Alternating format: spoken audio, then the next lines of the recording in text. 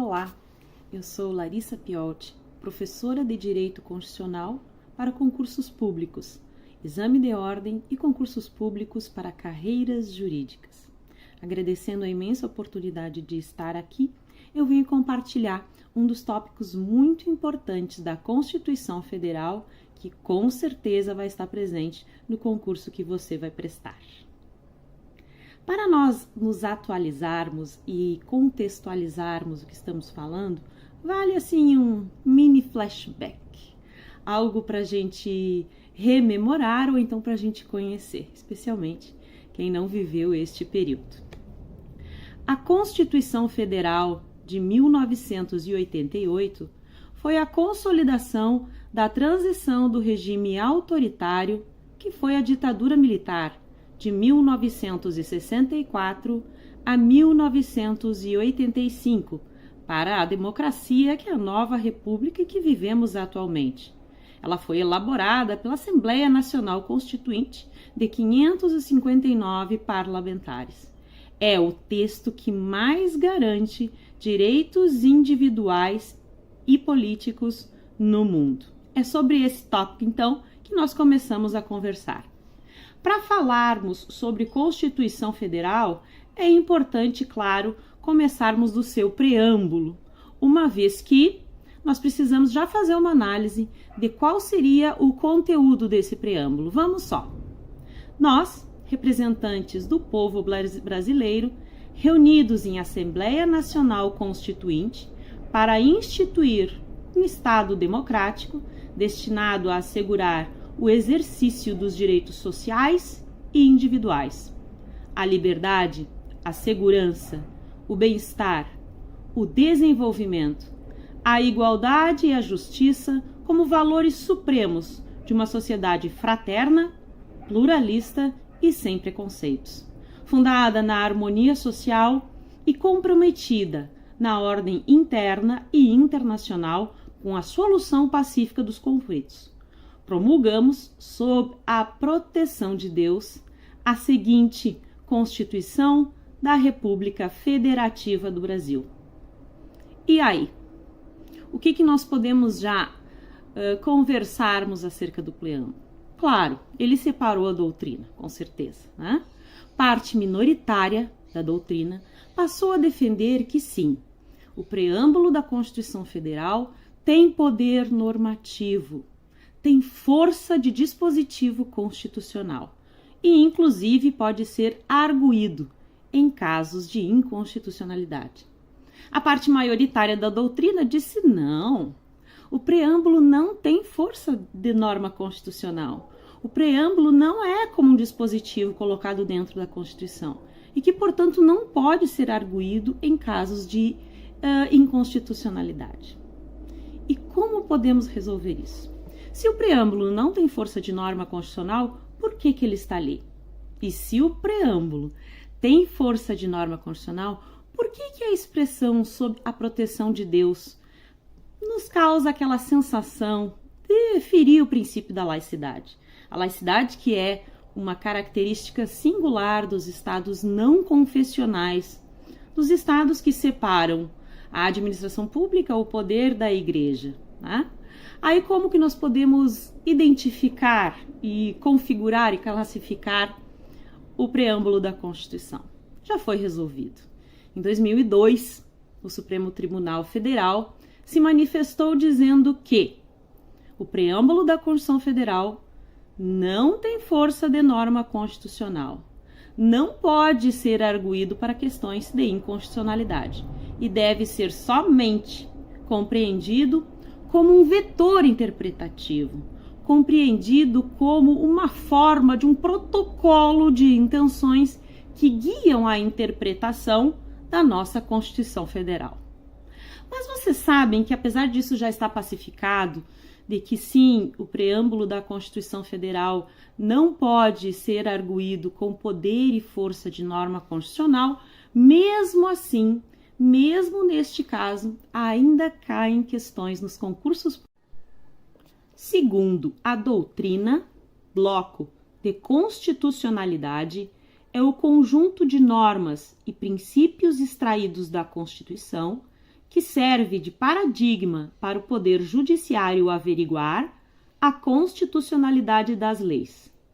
Sobre o bloco de constitucionalidade e sua aplicação no direito brasileiro, é correto afirmar que, alternativa A, a jurisprudência do Supremo Tribunal Federal admite a juridicidade plena do preâmbulo da atual Constituição da República, incluindo-se como norma integrante de seu bloco de constitucionalidade, sendo ele vinculante para fins de simetria nas constituições estaduais. Aqui nós já descartamos a alternativa A por incluir o preâmbulo da Constituição dentro do bloco de constitucionalidade que é utilizado para a análise de constitucionalidade ou inconstitucionalidades de atos e leis. Alternativa B. O bloco de constitucionalidade, em sua máxima extensão, contendo as normas materialmente constitucionais que estão fora da Constituição formal, é usado como parâmetro de análise de compatibilidade de leis ou atos normativos em relação à atual Constituição da República. Vejam que aqui a alternativa B, ela nos acaba satisfazendo o objetivo do enunciado dessa questão, uma vez que nos traz o conceito de bloco de constitucionalidade, que nada mais é do que os dispositivos constitucionais e infraconstitucionais que tratam ou versam sobre a questão da constitucionalidade. Continuamos a análise na alternativa C. O conceito de bloco de constitucionalidade, mesmo em sua máxima extensão, não abrange as normas infraconstitucionais, ainda que materialmente constitucionais. E nós sabemos que sim, abrange as normas infraconstitucionais quando elas são materialmente constitucionais, ou seja, versam sobre questões e dispositivos da Constituição Federal. E a alternativa D, segundo a jurisprudência do Supremo Tribunal Federal, somente a Constituição formal e suas normas constitucionais expressas e implícitas é que servem de parâmetro para o controle de constitucionalidade. E nós sabemos que o conceito de bloco de constitucionalidade, na verdade, inclui dispositivos infraconstitucionais que são, sim, nos servem como parâmetro para análise de constitucionalidade quando tratam sobre essa matéria. Bom, resolvido então o impasse acerca do preâmbulo, dizendo que é importante prestarmos atenção nisso, e muito embora já pacificado através da manifestação do STF já em 2002, precisamos continuar atentos porque sim, esse questionamento continua sendo solicitado nos concursos públicos em exames de ordem e inclusive os concursos públicos para carreiras jurídicas. Mas seguimos então a nossa análise do primeiro título da Constituição Federal, em seu primeiro artigo, que nos diz assim: a República Federativa do Brasil, formada pela união indissolúvel dos estados e dos municípios e do Distrito Federal, constitui-se em Estado democrático de direito e tem como fundamentos. Aqui nós passamos então a análise desse artigo 1º, que é importante destacarmos que ele continua sim sendo pedido em concursos públicos, muito embora ele represente, através desses mecanismos de memorização, as questões que com certeza serão acertadas, as questões que com certeza vão estar lá junto à conta, né, do rol de questões acertadas. Por quê? Porque a complexidade é pequena, né? Porque os recursos de memorização, eles satisfazem as dúvidas e os questionamentos na hora de responder as questões, e porque considera-se um tipo de questão que nós não podemos desperdiçar. Começamos então a análise deste artigo 1º através de conceitos muito objetivos. Precisamos analisar o que significa República Federativa do Brasil. Olhem só, a República é o regime de governo onde o chefe de Estado e o chefe de governo são escolhidos através de eleições. Através desse regime de governo é garantida a alternância do poder, a limitação do tempo de governo. Ainda sobre república, é importante termos em mente que nós estamos numa república presidencialista. O presidencialismo nos garante que o sistema de governo em que o chefe de governo é também o chefe de Estado. Ele lidera o poder executivo, que é separado do legislativo e do judiciário.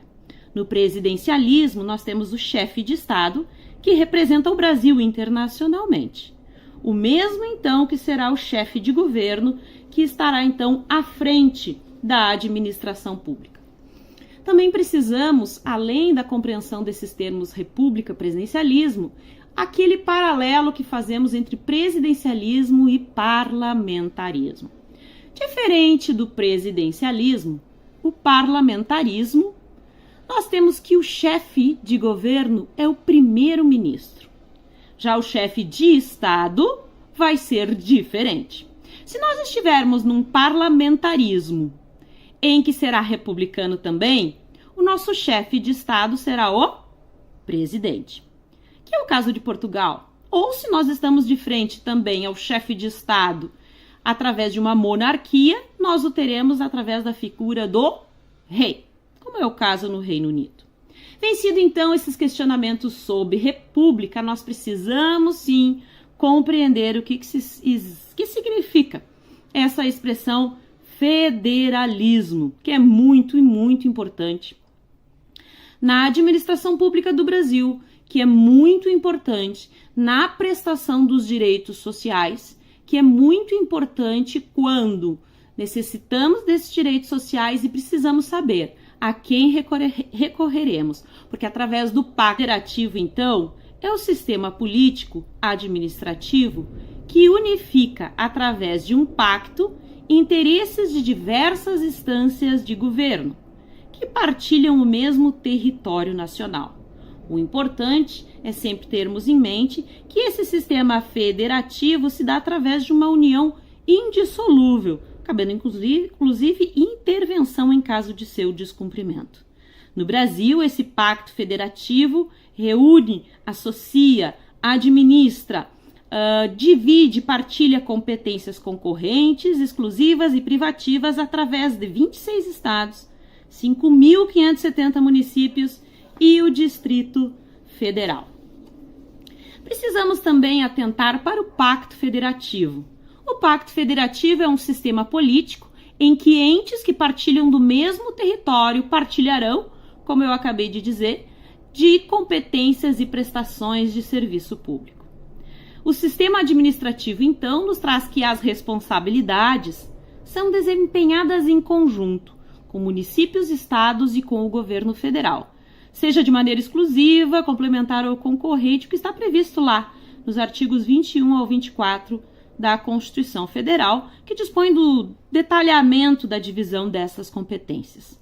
Um exemplo clássico do Pacto Federativo está na prestação do direito social chamado saúde, prestado através do Sistema Único de Saúde. Sim, através desse pacto, as portas de entrada do SUS, que são situações de urgência e emergência, são prestadas pelos municípios. Já a média complexidade da prestação do direito público saúde corresponde aos hospitais estaduais. Se nós não tivermos hospitais estaduais, caberá ao Estado assegurar leitos hospitalares para a média complexidade através de transferências de recursos públicos. E nós temos também, dentro do Sistema Único de Saúde, a prestação da alta complexidade, que se trata dos leitos de UTI. Bom, resolvido essa questão da República, né, do federalismo aqui prestados para o Brasil, nós vamos direto para outro entendimento de outra expressão, que é de extrema necessidade, que é sobre o Estado democrático de direito. Olhem só. Aqui, como já falamos no artigo 1º, a República Federativa do Brasil é formada pela união indissolúvel dos estados, municípios e distritos federais, constituindo em Estado democrático de direito. Para isso, nós precisamos destacar os elementos jurídicos que compõem um Estado, quais sejam o território, o povo e a soberania. Sobre território, nós precisamos destacar que território é um espaço territorial ou ficto, como aeronaves e embarcações oficiais, onde, dentro do Pacto Federativo, existe uma comunhão, né, de pessoas que dispõem sobre os mesmos espaço territorial. O povo, enquanto elemento jurídico de um Estado, nós precisamos destacar que são pessoas ligadas juridicamente através do Estado, através da sua nacionalidade. Povo é diferente de população, porque população é um conceito geográfico que é objeto de interesse e investigação do IBGE. E povo e população que são diferentes também são diferentes de nação, porque nação é um conceito cultural de pessoas que estão ligadas, então, pelos mesmos interesses e afinidades intelectuais. O último elemento jurídico de um Estado é a sua soberania, que internacionalmente nós somos um país independente. Nacionalmente significa a capacidade de autoadministração, de autolegislação e de autofiscalização. Para concluir a expressão, precisamos destacar o que significa democrático. Bem, a democracia é a forma de exercício do poder pelo povo. Essa forma de exercício de poder pode se dar de maneira direta, através de consultas populares, como o plebiscito e o referendo, e ainda através da iniciativa popular. É importante nós sabermos a diferença entre essas formas de consultas populares, que é o plebiscito e o referendo. Destacando, como está aqui, que plebiscito ele é uma consulta popular antes da existência da norma. Então, se pergunta ao povo se concorda ou não com a confecção de determinada norma. Já o referendo é uma consulta popular que se realiza depois da existência da norma. E um jeito bem claro, bem transparente de nós gravarmos é a questão da ordem alfabética, né? Que o P vem antes do R na ordem alfabética e vice-versa. O R vem depois do P nessa ordem alfabética. Assim, através desse pequeno esqueminha, a gente já consegue não fazer mais a confusão entre esses dois tipos de consultas populares. E a democracia também, ela é prestada, ela é exercida pelo povo através de maneira indiretamente. E através dessa maneira nós temos então o meio dos representantes eleitos exercerem em nome do povo a essa democracia. Bom, o direito então, para concluirmos o significado da expressão, o direito significa um estado no qual os poderes são regulados pela lei. Vencida então uma análise conceitual muito objetiva do caput do artigo 1º, vamos passar para os fundamentos da República Federativa do Brasil em espécie. Para os fundamentos, nós precisamos associar esse mnemônico, né, que seja o só cid va plu ou o cid só valoriza o pluralismo. Eu confesso que eu fico com o cid só valoriza o pluralismo porque eu acho que foi a maneira que eu consegui memorizar, né? E considerando que eu comecei a memorizar isso há muito tempo atrás, realmente ficou e não saiu mais da minha memória. Vamos aos fundamentos, então, em espécie, destacando a soberania, que já falado é o exercício da autoridade que reside no povo e que se exerce por intermédio de órgãos constitucionais representativos. Outro fundamento em espécie é a cidadania. A cidadania está ligada e relacionada à posse e ao exercício dos direitos políticos, o que brevemente nós compreendemos como a condição, a capacidade de votar e de sermos votados. Depois nós temos a dignidade da pessoa humana. Essa dignidade seria um valor que se manifesta na autodeterminação consciente. A pessoa responde pelos atos que pratica na vida civil. E responsável também essa dignidade pela pretensão de que todos nós somos merecedores por parte dos outros de consideração e respeito. Então, assim como nós somos merecedores de consideração e respeito pelas pessoas, nós também temos o dever de respeitarmos e considerarmos as outras pessoas. Depois, nos fundamentos, nós temos o valor social do trabalho e da livre iniciativa, que significa que mesmo que o nosso sistema econômico seja o capitalismo, nós precisamos cumprir o seu valor social.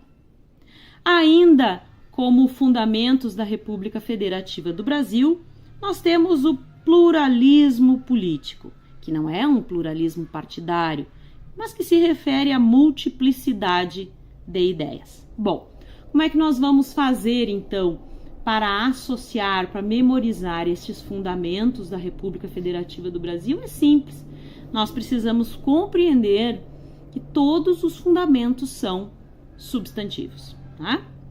Em que termos esse correlacionamento com o português, ele é muito bem-vindo, porque se torna uma ferramenta importante de memorização, porque português nós praticamos desde que começamos a falar e desde que iniciamos a nossa vida acadêmica e estudantil.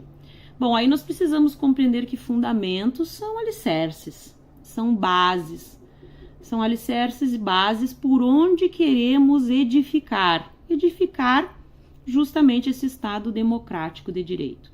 Então, fixamos aí que os fundamentos são substantivos. Muito perfeito. Vale destacar o parágrafo único do artigo 1º que nos diz: todo poder emana do povo, que o exerce por meio de seus representantes ou diretamente nos termos dessa Constituição. Esse parágrafo único nada mais é do que a transcrição, né, do princípio democrático. Agora nós vamos passar para o artigo 3º, não esquecendo do artigo 2º, que fala da repartição dos poderes, não é? Mas que para nós é importante destacarmos aqui já o artigo 3º para fazermos a diferença entre fundamentos, objetivos e princípios que regem as relações internacionais. Vamos lá. O artigo 1º diz o seguinte: constituem objetivos fundamentais da República Federativa do Brasil. Aqui já vai um spoiler de como nós vamos memorizar, porque quando nós falamos de objetivos, nós precisamos saber o conceito dessa palavra. O objetivo é tudo aquilo que se pretende alcançar quando se realiza uma ação. É um propósito. E em se tratando de algo que desejamos atingir, cada um dos objetivos responde a uma determinada pergunta. Então, se aqui cada um destes incisos é um objetivo que queremos atingir, nós podemos perguntar, não é? Quando obtemos a resposta: construir uma sociedade livre, justa e solidária.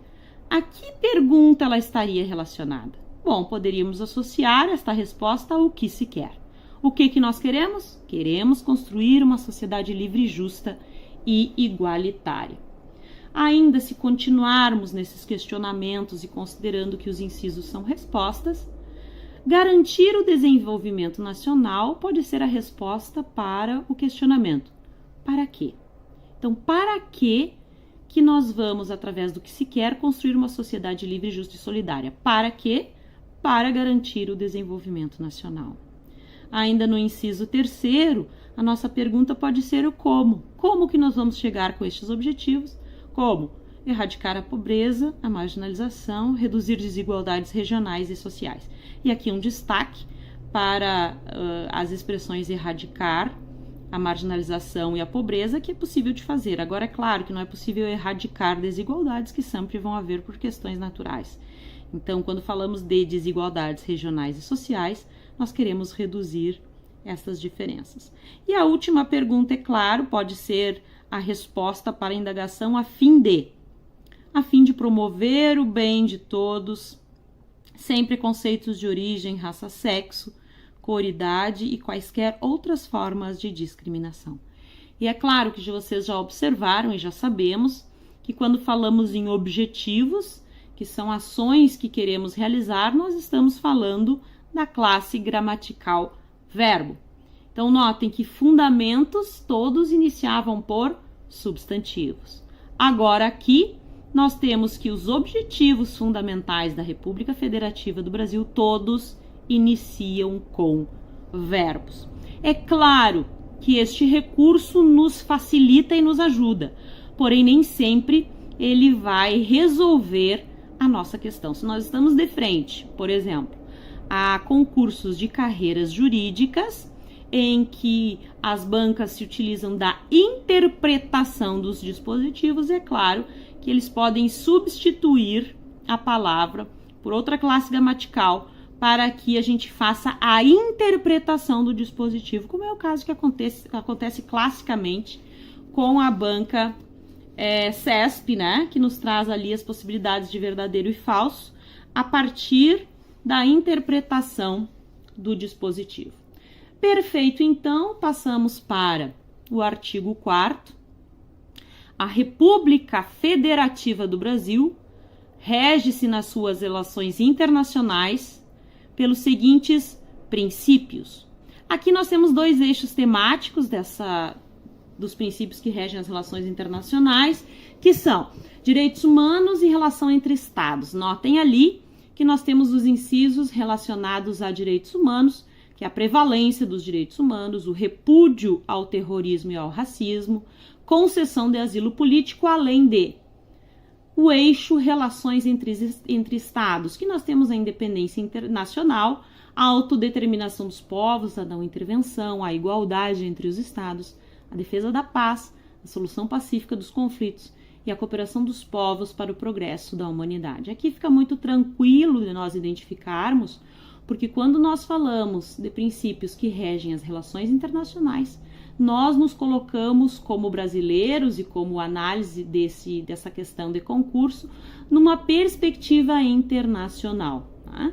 Aí nos facilita bastante compreendermos as relações internacionais. Então, para nós memorizarmos, o artigo 1º são pilares sobre os quais nós vamos edificar a República Federativa do Brasil. Iniciam por substantivos e o mnemônico é CID só valoriza o pluralismo ou só se diva plu. No artigo 3º nós temos os objetivos da República Federativa do Brasil e nós temos então que é o que se pretende alcançar quando se realiza uma ação. Não é? São respostas a determinadas perguntas e se iniciam a partir disso por verbos. Já os princípios que regem as relações internacionais, nós temos dois eixos temáticos, que são os direitos humanos e a relação entre os estados. Olhem só aqui, vamos colocar mais uma questãozinha de 2023 que nos diz assim: com base na Constituição Federal, sobre os objetivos fundamentais da República Federativa do Brasil, analise os itens abaixo. Primeiro, construir uma sociedade livre, justa e solidária. 2. Erradicar a pobreza, a marginalização e reduzir as desigualdades sociais e regionais. Neste item aqui, nós temos então que os dois são verdadeiros, né? E a nossa alternativa será a alternativa A. Vamos então analisar esta questão, que nos traz de maneira a misturar tanto os objetivos, os fundamentos e os princípios que regem as relações internacionais. Vamos ver. Os princípios fundamentais da República Federativa do Brasil, elencados na Constituição Federal de 1988, refere-se aos fundamentos, aos objetivos fundamentais e aos princípios que regem as relações internacionais. Em relação a esse tema, assinale a alternativa correta, letra A. Garantir o desenvolvimento internacional é um dos princípios que regem as relações internacionais? Não, aqui houve uma mistura, né? Porque garantir o desenvolvimento nacional é um objetivo, e não o internacional, e que não é, então, um princípio que rege a relação internacional. Alternativa B, olha só como eles podem, é claro, substituir o verbo por outra classe gramatical, e assim nos foi feito. A promoção do bem de todos, sem quaisquer preconceitos e discriminações, constitui objetivo fundamental da República Federativa do Brasil? Sim. Este é um objetivo, muito embora esteja colocado e iniciado seu inciso através de um verbo bem de todos, sem quaisquer preconceitos de origem, raça, sexo e etc. Na alternativa C, a Constituição Federal veda a concessão de asilo político em decorrência do princípio da não intervenção. Não veda a concessão de asilo político e não está relacionada ao princípio da não intervenção. Alternativa D, a igualdade é um dos fundamentos da República Federativa do Brasil, expressamente previsto no texto constitucional. A igualdade, ela está relacionada a direitos e garantias individuais do artigo 5º e não expressamente previsto no texto constitucional como um fundamento. E a alternativa D, nas suas relações internacionais, a República Federativa do Brasil deve observar o princípio da soberania militar, já ficou terrivelmente errado, de modo que, havendo conflito com outra nação estrangeira, a solução adotada deva privilegiar a ação bélica para garantir as questões da soberania ali. Não, isso não está totalmente errado, então nessa questão nós ficamos com a alternativa B. Grata, satisfeita em ter colaborado com esse evento jurídico que é considerado o maior do país, com tantas horas disponibilizadas de maneira gratuita de conhecimento e de material que com certeza vai ajudar na construção do conhecimento de todos. Uma grande satisfação e nos encontramos na próxima vez.